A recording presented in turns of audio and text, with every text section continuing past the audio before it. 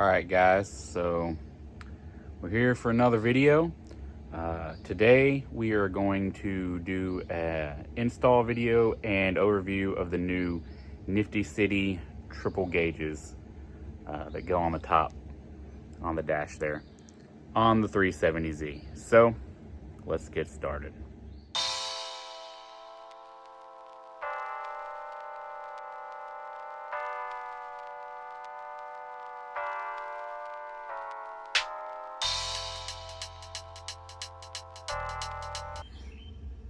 All right, so first let's go ahead and unbox these.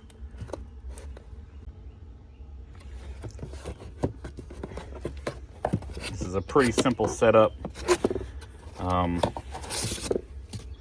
You've got your three digital gauges, they're touch screen.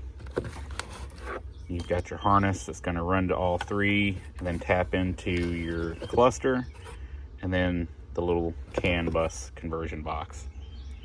So let's get started on the install. So the first thing you're going to need to do is to get the top pods off.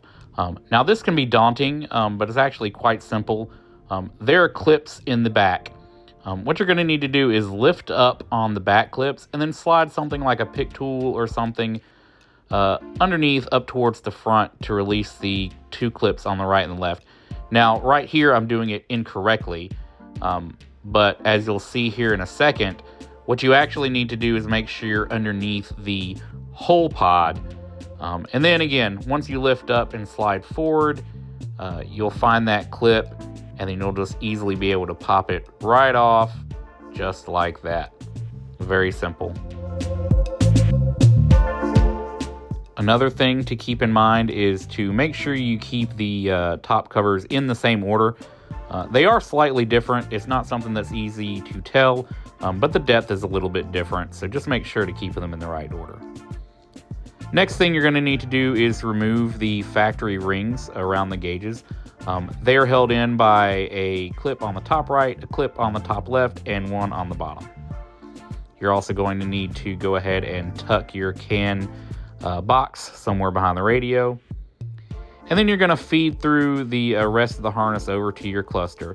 Now, you should already know how to remove the digital cluster. If you have these, you've already got one. And there are plenty of videos. But basically, this is a T-harness. So you're going to unplug the cluster that's already plugged in, plug it into the T-harness, and then plug that other side of the T-harness back into the cluster so that the CAN box can get the signal. Make sure that it snaps in and is facing the correct way. It can be a little bit of a pain, but once it's clipped in, you'll be good to go.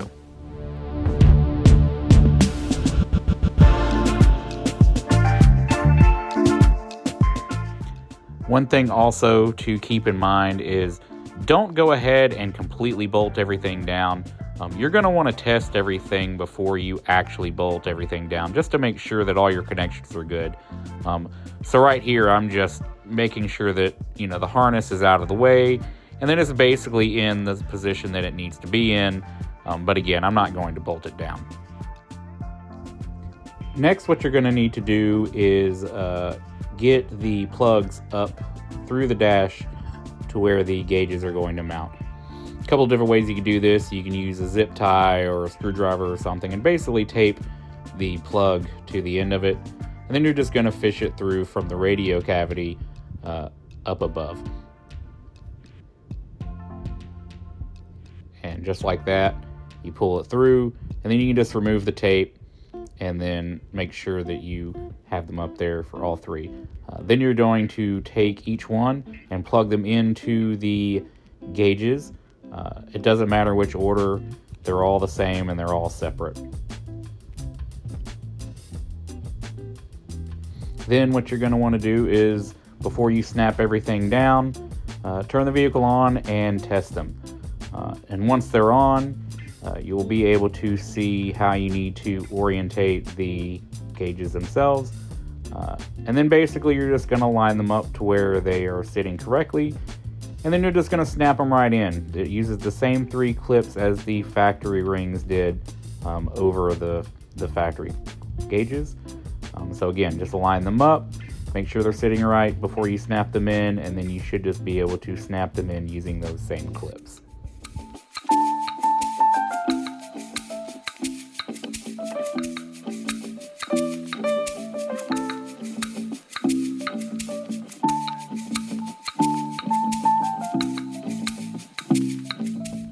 Once you've got them in the right position, at this point, all there is to do is button everything back up. Put your pods back on the top, make sure they're in the same order as they were, button up your radio and install your main cluster back behind the steering wheel. Make sure everything's still working and secure.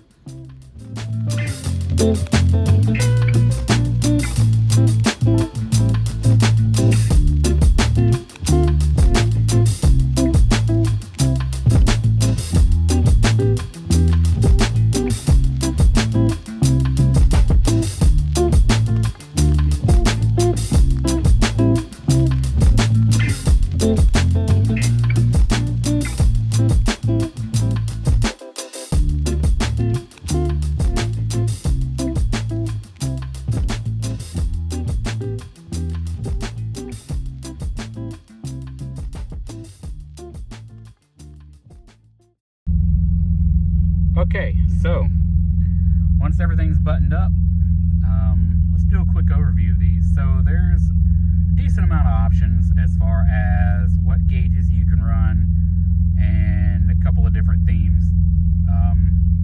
It's pretty simple, but it's very, very straightforward. This is touchscreen, so what you can do basically is you touch on it. To swipe in between the different types of gauges, you just swipe left and right. So you've got a clock, you've got a speedometer, tach, your oil and coolant temps, voltage, and if you had an auto, your trans temp, and then your TPMS. Now, one thing that I'm hoping they'll fix in an update, just like if you have the digital cluster itself, it shows the individuals. I guess for, I don't know, space-wise or whatever, it reads like 3.2 PSI is 32 PSI. It's just for whatever reason they have a decimal place. That may be just in the software or whatever. And then you have your G-force or whatever as well, once that gets calibrated. So that's how you swap between the different gauges. Very simple. They're all individual, so you control them individually. You can mix and match gauges, and you can also mix and match themes. So to do that, you just swipe down, and this is your settings. So you'll actually be able to change settings for the language. The UI style is how you change the themes. You can change the PSI, however you want. The temperature and the speed, of course. So let's change this theme to the third theme. You'll kind of see what it is. This is kind of the infinity theme. It matches one of the themes on the cluster. And then the first one is kind of the default, which is the Nismo style. The first Nismo style, like the new Z, similar to this. So as you swipe through the different gauges, it has, pretty much the same background here as this. And that's pretty much it. I think it's a really great upgrade. As you saw, the install isn't too bad. There's no need to completely remove the dash because basically you're keeping your stock gauges behind there. So if you ever want to go back, you can. Just make sure you keep your stock rings that you take off. And hopefully you didn't break any clips. I was lucky I didn't. So like I said in the video, if you lift up on the back and then you have like a pick tool or something, and as long as you're underneath the whole cap cover, you pull out, it releases those clips on each side and the whole thing will pop right off, and then you can pop them back on. I went ahead and wrapped them in Alcantara. That was a project I've been wanting to do for a while. I need to clean up the one on the top of the cluster now that I have time, but I did these a lot better. But yeah, factory gauges are behind them. These are literally just touchscreen covers that go on top and then link to the digital cluster and pull that same can information from there. So really like it. I like that I can match them to the digital cluster now that I have that, and I can match it, you know, to whatever theme. I'm going to make a new one for the Tesla screen as well, and then that way everything matches. And for those that don't need a dead gauge specifically for the clock, as most people's issue, it has a clock option, but you can run more information up here than having, you know, a useless clock, and still have your, you know, your oil pressure and everything that was already up here, along with coolant, which is nice, and then, you know, whatever else you want. So I'm going to toy around with what I want to have up here. I do like having the tack right there, especially with, you know, the supercharger. It's nice to kind of have it a little bit more in my view as I'm keeping my eye on the road, so I don't over rev it. But again, a lot of different combinations. I think this is great for me, especially with being able to use the Ecotech gauges as well because of the Tesla screen. So a lot of different options. It just gets better and better with these guys. So thanks for watching. If you have any questions about any settings or setup or anything, feel free to shoot a message, leave a comment, and also like and subscribe if you liked it. Thanks for watching, guys.